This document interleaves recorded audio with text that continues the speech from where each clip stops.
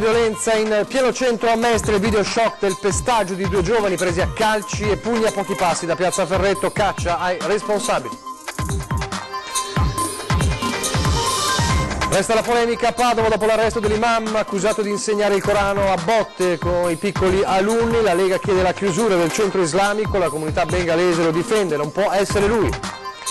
La fuga di gas e poi il tremendo boato che sventra un palazzo, paura ieri sera a Trieste, un ferito grave, il dramma avvenuto in un appartamento Ater. Una settimana dal rogo nell'abitazione di Mortise a Padova dove è deceduta un'anziana, morto anche il figlio, rimasto intrappolato tra le fiamme. Autonomia, il ministro Boccia stamani in audizione in Commissione Affari Regionali, dobbiamo capovolgere, dice, l'impostazione del governo precedente e partire da una cornice nazionale. Una piantagione di cannabis scoperta dalla Guardia di Finanza con l'elicottero nascosta tra la fitta vegetazione avvistata appunto dagli uomini della Finanza, sequestrate 8 kg di piante. Una cartolina a ricordo della Giornata Nazionale degli Alpini di Bassano spedita nel 2008 è arrivata soltanto quest'anno, l'incredibile vicenda raccontata ai nostri microfoni dai protagonisti. Telespettatori di Antenna 3, buongiorno e bentrovati, la prima edizione dei nostri telegiornali. A Mestre subito dunque perché più esplicativo di tante parole è un video di pochi secondi che mostra un ennesimo nuovo pestaggio in pieno centro città. Protagonisti dei giovani, alcuni sono scappati, altri appunto sono stati feriti. Vediamo allora subito il video che sta facendo il giro del web.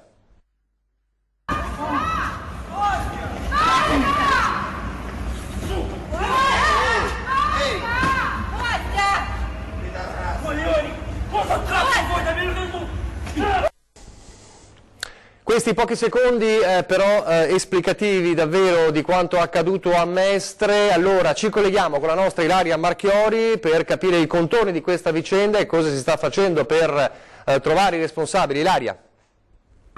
Buongiorno da Mestre, come avete appena visto dal video c'è stato un altro brutale pestaggio in pieno centro, è successo intorno alle 23 sabato sera in via Poerio, poco distante dall'M9. Le vittime sono due giovani stranieri finiti all'ospedale con contusioni e fratture varie. È stato qualcuno con uno smartphone a immortalare in un video proprio le fasi cruciali di questo pestaggio, come avete visto. A terra c'è un giovane, su di lui si avventano due ragazzi con accento straniero, probabilmente intorno ai 20 anni, e poi una terza giovane che sta in disparte, guarda e non interviene. Intorno c'è chi grida basta basta, eppure ancora una volta nessuno interviene. Gli aggressori a quel punto si allontanano. Arriva la radiomobile della polizia locale che sta seguendo tra l'altro le indagini e poi due ambulanze partite dall'ospedale dell'Angelo in codice rosso, poi rientrate in codice giallo con il pakistano di 25 anni e l'afgano di 26, entrambi riempiti di calci e pugni, con contusioni e piccole fratture, una prognosi di 10 giorni. Dicevamo, sta indagando la polizia locale di Venezia, la caccia agli aggressori ovviamente è già iniziata. Gli agenti hanno acquisito video e immagini per cercare di risalire ai responsabili. Ad un primo esame nessuno dei due coinvolti sembrerebbe essere un volto noto e inoltre non è chiaro cosa abbia scatenato questa violenza cieca dei picchiatori, quasi uno stile arancia meccanica, se conoscessero o meno le vittime e comunque cosa possa aver scatenato questo tipo di reazione. Naturalmente questo potrà emergere poi dalle indagini una volta anche identificati e si spera trovati i due responsabili. Da Mestre è tutto, restituisco la linea allo studio. Grazie a Ilaria Marchiori. Adesso invece la vicenda dell'imam arrestato a Padova perché accusato di maltrattare i piccoli alunni tra i 5 e i 10 anni con botte, minacce e umiliazioni per insegnare loro il Corano. L'indagine che continua, le polemiche ovviamente politiche con la Lega che chiede la chiusura del centro islamico in questione, ma c'è anche una comunità bengalese che in parte difende l'uomo. No, io non conosco. Conoscevi? No, io non conosco, scusa, io non conosco. Questo imam solo 2 mesi fa. Io sapere questo bravo persona. Ma com'era? Era buono lui? Sì, buono lui. 2 mesi prima è venuta qua. L'andirivieni quotidiano di fedeli, donne e bambini non si ferma in via Jacopo da Montagnana al centro culturale islamico, però nessuno sembra sapere di quello che accadeva. Tutti considerano il nuovo imam arrivato da Treviso una brava persona, ci dicono. La comunità bengalese lo aveva accolto ad agosto, gli aveva dato un lavoro, gli aveva affidato i bambini per le lezioni di Corano e ora la stessa comunità fa quadrato attorno al maestro. Che non può essere da parte da lui perché lui sarà poco tempo qui. Sarà più o meno due mesi e mezzo sarà qui. Dopo ho chiesto da dove è arrivato, da Treviso, lui abitava a Treviso, lavorava a conto suo. Poi quando è arrivato qua ha chiesto, abbiamo dato un lavoro qui, diciamo. Anche il figlio di Selim Shah, rappresentante della comunità e un tempo membro della consulta stranieri istituita dal comune di Padova, andava a lezione dall'imam arrestato. Perché mio figlio ogni tanto chiedo che come si vanno, come si trattano, perché non costa una sua responsabilità per capire come si vanno andando avanti. Poi mio figlio ha detto che questo maestro è più migliore degli altri.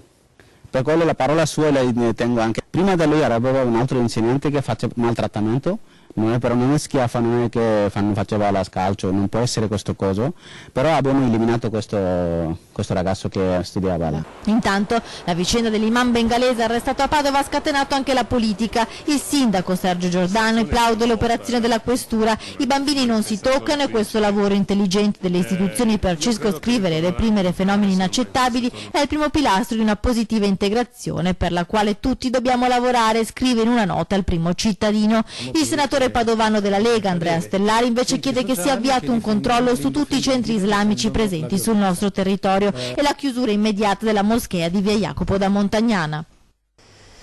Tra i tanti commenti di queste ore sentiamo allora quello del docente dell'Università di Padova e sociologo esperto di Islam Stefano Allievi, che spiega il contesto culturale in cui emergono anche queste vicende. Sentiamolo. Rispecchiano molto questi metodi quelli dei paesi d'origine, molto banalmente, anche a livello di istruzione delle persone che arrivano, perché anche nei paesi d'origine non è la stessa cosa nelle campagne, nelle città, nelle madrase, nelle scuole coraniche tradizionali. Sì, effettivamente si insegna il Corano un po' a bacchettate sulle dita, in qualche modo se non rispondi correttamente vieni punito anche con punizioni corporali o pressioni d'altro genere. Cose che facevano parte appunto della pedagogia del passato per quel che riguarda noi e che oggi non ne fanno più parte, che sono stigmatizzate, anzi in alcuni casi sono propriamente reato. Per il professor Allievi far emergere fenomeni gravi come quello avvenuto all'interno della moschea padovana è fondamentale l'integrazione delle nuove generazioni. I bambini nati nel nostro paese fin dalla tenera età entrano in contatto con metodi pedagogici differenti e quindi sono più sensibili a denunciare eventuali condotte violente dei loro insegnanti di Corano. Perché i bambini vanno sia nelle scuole coraniche che nelle scuole normali che nel fare catechismo cattolico, per cui notano le somiglianze e le differenze e si accorgono che il metodo pedagogico che viene utilizzato, che sono nelle nostre scuole elementari, è evidentemente molto diverso e peraltro più efficace di quello di chi bacchetta sulle dita le persone, per cui molti semplicemente, la gran maggioranza, si adegua a questi metodi perché li vive, perché li sperimenta, perché ormai è formato, educato qui. Ci sono quelli che invece non lo fanno e giustamente vengono, uno, denunciati perché i bambini se ne accorgono e non accettano, due, anche stigmatizzati in qualche modo. La comunità, se non l'ha imparato prima, lo impara adesso, che non si insegna così. Adesso con la cronaca apriamo una finestra sul Friuli Venezia Giulia e la paura ieri sera, nella tarda serata di ieri a Trieste, per l'esplosione in una palazzina. Erano quasi le 22 ieri quando un'esplosione ha sventrato l'appartamento all'ultimo piano dello stabile Ater di via Rigo Boito 4, scatenando il panico fra gli abitanti dell'intero comprensorio e non solo, giacché il botto è stato percepito fino a Rozzol Melara. Ho visto una fiammata, il boato è una fiammata, spostamento d'aria terribile, abito di fronte, qua è il primo piano. Stavo ascoltando la partita, non stavo seduta al tavolo, e ho sentito tremare tutta la sedia e tutto il muro, proprio boom boom boom boom, qua è terremoto, ho detto. Solo un caso ha voluto che al momento dell'esplosione lungo la strada passasse nessuno e l'unico ferito è l'occupante dell'appartamento, un 53enne che ha riportato una ferita ad una gamba ed ustioni varie. Sul posto sono intervenuti immediatamente i vigili del fuoco, la polizia locale e il 118. La scena che si è presentata ai loro occhi e agli occhi dei giornalisti giunti sul posto, Tele4 andata in onda con una diretta di circa un'ora e mezza, ricordava a tratti un teatro di guerra, detriti da tutte le parti, le intelaiature delle finestre dell'abitazione a decine di metri di distanza e soprattutto, come evidente dal retro della palazzina, la parte alta dello stabile pericolosamente inclinata. Immediatamente le forze dell'ordine, che non hanno escluso la situazione statica della palazzina possa peggiorare stante le condizioni meteo, hanno evacuato la struttura e gli altri residenti hanno dovuto reperire alloggi di fortuna o chiedere ospitalità a qualche amico per passare la prima notte fuori casa. Secondo una prima ricostruzione, quanto accaduto sarebbe da attribuire ad una fuga di gas, anche se Corrado Tremul, consigliere circoscrizionale di Fratelli d'Italia giunto sul posto a pochi minuti dall'esplosione, raccontava ieri di non aver percepito alcun odore in tal senso.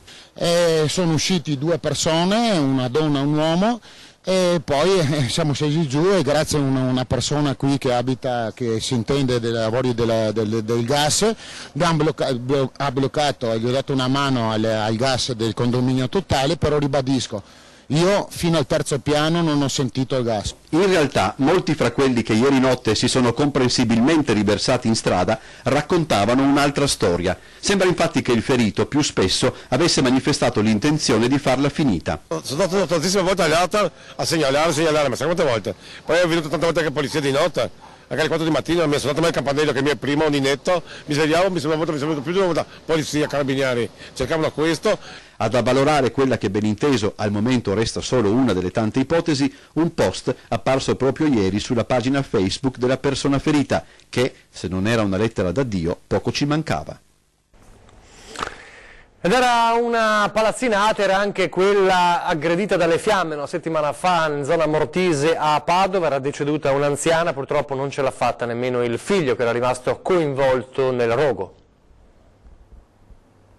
Dopo 7 giorni di agonia è morto anche Antonio Seresini, il 57enne, figlio di Giuseppina Antico, l'anziana deceduta nel rogo dell'appartamento di via Fratelli Carraro a Mortise. Il fumo inalato non aveva lasciato scampo alla donna, per Antonio invece, ricoverato nel reparto di rianimazione, sono state fatali le ustioni, troppo gravi le bruciature sul 30% del corpo. Dopo essere stato soccorso dai medici del 118, intervenuti insieme ai pompieri mercoledì scorso durante il rogo, il 57enne era in coma farmacologico, la madre invece era morta in casa. Inutile ogni tentativo di rianimazione. L'incendio, causato con ogni probabilità da un cortocircuito o di una piastra elettrica o di un vecchio elettrodomestico, si era propagato in fretta nell'abitazione stipata di oggetti e immondizia. Un'esistenza ai margini, quella di madre e figlio, uscivano a malapena di casa e accumulavano di tutto, stoviglie, bottiglie, cartoni. Quando sono entrati nell'appartamento invaso dal fumo, i vigili del fuoco hanno trovato Giuseppina e Antonio privi di sensi, le finestre chiuse con le maniglie liquefatte e accanto ai corpi 2 pentole piene d'acqua, l'ultimo estremo tentativo di salvarsi la vita. A proposito di incendio, l'intervento di questa mattina lo vediamo dal nostro PC con una immagine dei vigili del fuoco di Venezia. Questo intervento è relativo a il container di un semirimorchio che ha preso fuoco, siamo nella zona del terminal di Fusina, cause ancora da accertare. L'intervento tempestivo dei vigili del fuoco, come vedete, ha scongiurato il peggio. Adesso la politica e l'autonomia, in particolare stamane il Ministro per gli Affari Regionali Francesco Bocciari, in audizione alla Commissione parlamentare per le questioni regionali, ha detto: per attuare l'autonomia differenziata è opportuno non dimenticare la Costituzione. Il Governo propone al Parlamento una cornice unica nazionale che prevede un capovolgimento dell'impostazione con cui è partito il governo precedente. Costruiamo, dice, una cornice unica condizionata dalle definizioni dei livelli essenziali delle prestazioni, i cosiddetti LEP. I tecnici del MEF ci diranno se siamo in grado di farlo in tempi stretti. L'obiettivo è quello di partire nel più breve tempo possibile. Intanto a Venezia l'attesa continua. A più di 700 giorni dal referendum, l'autonomia in Veneto non è ancora arrivata, ma nonostante le difficoltà, passi avanti se ne sono fatti parecchi, ricorda Zaia, a partire dal fatto che l'autonomia occupa oramai stabilmente un posto di rilievo tra i temi politici più dibattuti a livello nazionale e adesso anche nell'agenda del governo, se è vero che tra i 23 disegni di legge collegati alla manovra finanziaria ce n'è anche uno sull'autonomia differenziata. È la volontà di dire da parte di chi ci governa che l'autonomia la considerano comunque una priorità, nel senso che non se la sono dimenticata. Ovvio che questa è la cornice di un quadro che ancora deve essere ancora definito, e soprattutto ci aspettiamo dal governo che ci presenti una bozza di intesa, cioè capire qual è l'idea di autonomia per il governo. È un buon segnale comunque. Ma guardi, io di buoni segnali ne ho visti tanti in questi anni e direi che noi siamo chiamati a guardare i fatti. Il fatto è avere una bozza d'intesa e cominciare a discutere per la firma di questa intesa. Segnali di apertura comunque non mancano se si considera che a poco tempo dalla nomina il ministro per gli affari regionali e le autonomie Francesco Boccia ha visitato per primo il Veneto e ha recentemente affermato che l'autonomia farebbe bene anche e soprattutto alle regioni del sud. Dice quello che io sto dicendo da anni: l'autonomia non è la secessione dei ricchi, non è voler dar vita a un paese di serie A, di serie B. L'autonomia è una vera assunzione di responsabilità in un paese nel quale l'evasione fiscale vale 110 miliardi di euro e lo spreco nella pubblica amministrazione 200 miliardi. Se tu vuoi recuperare 200 miliardi devi portare l'autonomia. Le parole del ministro Boccia appaiono un buon viatico, visto che spesso le resistenze all'autonomia sono o erano dettate dal timore di creare scompensi in un territorio nazionale che tale deve rimanere, seppur in un ambito fortemente federale, come ribadito a Trieste dal presidente della Camera Roberto Fico. L'autonomia è scritta e descritta nella nostra Costituzione. Il punto è che deve essere un'autonomia che aumenta la qualità, fa sviluppare in modo migliore i territori, che non sia un'autonomia che divide il paese, è tutto lì, quindi sia un'autonomia che unisce il paese ma non che divide il paese, e dove i servizi siano di alta qualità per tutti e non ci siano regioni di serie A o di serie B. Torniamo alla cronaca adesso con la Procura di Treviso che dispone l'autopsia sul corpo di una cinquantenne trovata morta in casa a Castelfranco. Trovata morta all'interno della sua abitazione a Castelfranco, ora la magistratura vuole chiarire ogni aspetto e fugare qualsiasi dubbio sul decesso di Fabiola Dalmonte, 50 anni, rinvenuta senza vita da un amico preoccupato perché non riusciva a contattarla. La Procura di Treviso ha aperto un fascicolo e disposto l'autopsia. I sanitari intervenuti sul posto hanno ipotizzato che a causare la morte sia stato un aneurisma o un arresto cardiaco, ma a destare qualche sospetto è stato il fatto che l'appartamento fosse a soqquadro. Adesso parliamo di una piantagione di cannabis nascosta tra la fitta vegetazione che è stata avvistata nei giorni scorsi dall'elicottero della sezione aerea della Guardia di Finanza di Venezia all'interno dell'isola di Sant'Erasmo. Durante una ricognizione aerea, infatti, finalizzata al controllo del territorio, l'equipaggio ha notato la sospetta piantagione. In seguito alla segnalazione i finanzieri sono intervenuti sul posto e hanno effettivamente trovato su un terreno privato 20 piante di canapa in fase di maturazione, alte fino a 3 metri, occultate all'interno di una radura circondata tra rovi e parzialmente nascosta da grossi pezzi di cemento. I finanzieri hanno sequestrato le piante per un peso complessivo di oltre 8 kg e presentato denuncia al momento contro ignoti. E adesso pochi istanti di pubblicità.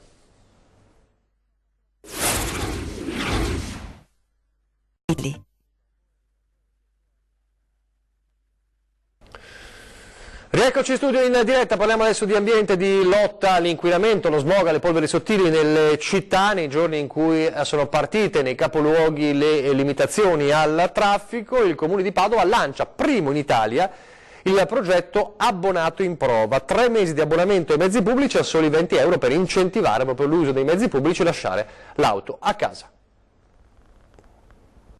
Girare sui mezzi pubblici per 3 mesi a soli 20 euro. L'obiettivo è invogliare chi non ha neppure mai provato ad usare bus o tram al posto dell'auto privata. In un momento in cui si chiedono dei sacrifici ai cittadini per combattere l'inquinamento atmosferico con i divieti alla circolazione dei vecchi automezzi, arriva una proposta economica interessante. L'abbonamento urbano e suburbano fino alla seconda tratta per 3 mesi costerà una tantum 20 euro anziché 124. In ogni famiglia se ne potranno sottoscrivere al massimo 3. Obbligatorio per poterlo acquistare a questa cifra promozionale è possedere un'auto a benzina fino a Euro 1 o diesel fino a Euro 4, soggette al blocco della circolazione, e la residenza in Comune di Padova. 20 euro per 3 mesi.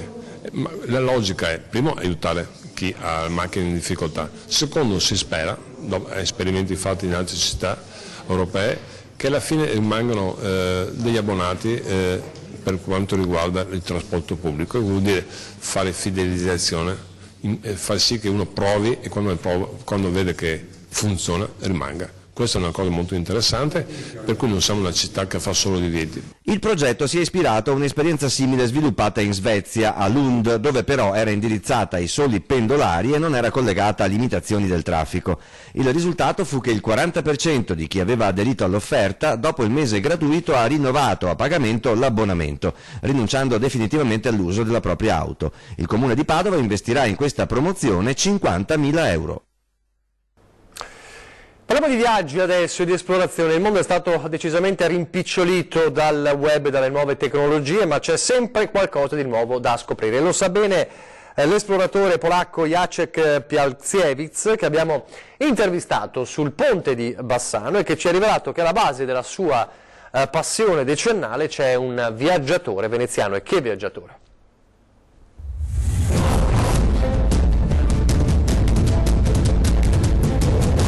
Dimenticatevi le carovane di cammelli che affrontano l'oceano di sabbia e file di portatori che sfidano le foreste equatoriali seguendo il coraggioso esploratore Insari Anakaki. Ormai il mondo è diventato molto piccolo, troppo secondo alcuni, grazie a internet e alle nuove tecnologie. Ultima bandiera di quell'epoca gloriosa è l'esploratore Jacek Pialkiewicz, che dopo aver viaggiato in molti luoghi, le cui mappe erano sbiadite e misteriose, si gode la meritata pensione fra il Brenta e Varsavia. Io qualche volta, guardando le foto 30 anni fa e oggi, non riesco a capire se è vero così. In una generazione cambia talmente tanto, il mondo si è rimpicciolito, ha fatto tutto più semplice, più facile e la gente, soprattutto la gente, globalizzazione ha cambiato anche uomo, ovviamente sono tante cose positive. Io sono un po' nemico di globalizzazione perché 30 anni fa, quando ero a Laos, Indocina, da qualche parte, c'erano le cose selvagge eccetera. Quando arrivo oggi e non trovo la cucina locale perché è tutto McDonald's eccetera eccetera. Perciò a me pesa questa roba qua. Il nostro viaggiatore ha esplorato in lungo e in largo, ma alla base della sua passione c'è un po' di Veneto. Io sono innamorato ancora di più di Venezia, perché Venezia per me vuol dire Marco Polo. Marco Polo è simbolo di grande avventura, di scoperte, di conoscere il mondo e così da giovane lui mi ha fatto aprire gli occhi e ogni volta che partivo da qualche parte, soprattutto dall'aeroporto Venezia, e sempre il mio sguardo andava verso Marco Polo, quello che era il mio idolo, diciamo così. Da Marco Polo a Pialkiewicz e ai giorni nostri il mondo è cambiato, dicevamo, e gli esploratori di un tempo faticano a trovare eredi. Un compagno è qua vicino a Bassano del Grappa, a Cartigliano precisamente, che è venuto con me un paio di volte e tra qui anche una spedizione scientifica internazionale che ha scoperto le sorgenti del Rio dell'Amazzoni. Con l'esploratore polacco c'è infatti l'amico di sempre Renzo Grego, di recente insignito dell'onorificenza di Cavaliere al Merito della Repubblica Italiana. Questa voglia di vedere è sempre stata grande in me. Quando ho sentito che Jacek stava progettando, grazie anche alla vicinanza geografica che avevamo, ero sempre in contatto con lui, andavo a trovarlo a casa quando rientrava dalle spedizioni. Quando ho sentito che stava preparando questo viaggio in Perù alla ricerca delle sorgenti, è subito partito la voglia, insomma, la voglia di vedere, la curiosità, e quella è la molla che spinge l'uomo, e l'ha sempre spinto. Meglio tardi che mai, si dice con il proverbio, ma con il prossimo servizio guardiamo quanto ritardo. Definirlo ritardo sarebbe un eufemismo. 11 anni, 4 mesi e 14 giorni sono tanti per il recapito di una cartolina da Bassano all'Oltrepò Pavese. Eppure succede anche questo. Era il maggio 2008 quando ci fu la mitica Dunata Nazionale degli Alpini a Bassano del Grappa, un evento per la città e per tutte le penne nere che la nostra emittente, ricorderete, ha ripreso in diretta integrale, come sempre d'altro canto, portando nelle vostre case tutte le emozioni dell'evento. Quelle emozioni che i due alpini bassanesi doc, Rino Lunardon e Danilo Dal Monte, a suo tempo vollero condividere con un loro carissimo amico, uno chef di Fortunago in provincia di Pavia, e il 12 maggio 2008 gli inviarono la cartolina ricordo che state vedendo. Bello! Se non fosse che qualche giorno fa Rino Lunardon ha ricevuto una telefonata proprio dal suo amico lombardo. Ha chiamato il nostro amico ringraziandolo della cartolina Grazie della cartolina, però era ancora del 2008. Quella cartolina ci ha impiegato 11 anni ad arrivare a Pavia. Penso di sì, perché è arrivata la telefonata venerdì scorso. Rino Lunardon si commuove perché tra le firme su quella cartolina ci sono anche quelle di 2 persone a lui molto care, che in questi anni sono andate avanti, usando una frase alpina. Difatti mio fratello e mio cognato non c'è più. E avevano fatto la firma anche loro? Anche la firma l'hanno fatta anche a loro, sì. C'è nella cartolina anche le sue firme. Sono le loro firme. Tanti ricordi che sono riaffiorati dopo quella telefonata. Mi ha fatto piacere sentire i miei amici che hanno telefonato, ma però la sorpresa è stata questa. Senta, ma si è capito cosa potrebbe essere successo? È partita da Padova e dopo è arrivata, a Padova è stata ferma fino al 2016 mi sembra. E dopo adesso è arrivata a Pavia. Tra le firme anche quella di Danilo Dal Monte, amico da sempre di Lunardon. Cosa ha provato sapendo che soltanto l'altro giorno è arrivata? Ma stamattina quando mi ha telefonato l'amico qua, Rino Lunardon, dico, questo qua le devo menarmi in giro. E invece dice guarda che quelli mi ha telefonato Danilo così che è una cosa. Siamo rimasti di stucco, però conoscendo il comportamento delle poste non mi sono meravigliato più di tanto. E tocca quel saluto, quel ciao a presto, sapendo che è arrivato 11 anni dopo. Ancora adesso tanta emozione. Siamo in chiusura ore 13 con la CGIL, come ogni mercoledì, fra pochissimo il tema scottante, quello della scuola. Ne parliamo con Marco Moretti, segretario generale della FLC CGIL Treviso, con Marco Zabai, presidente di Binario 1, e Carlo Garzara della rete degli studenti di Treviso. Questa sera invece alle 20:10 per parlare di trasporti e Venezia ovviamente, ma non solo, con il presidente dell'autorità portuale di Venezia, Pino Musolino. E adesso le previsioni del tempo. Grazie per averci seguito. Arrivederci.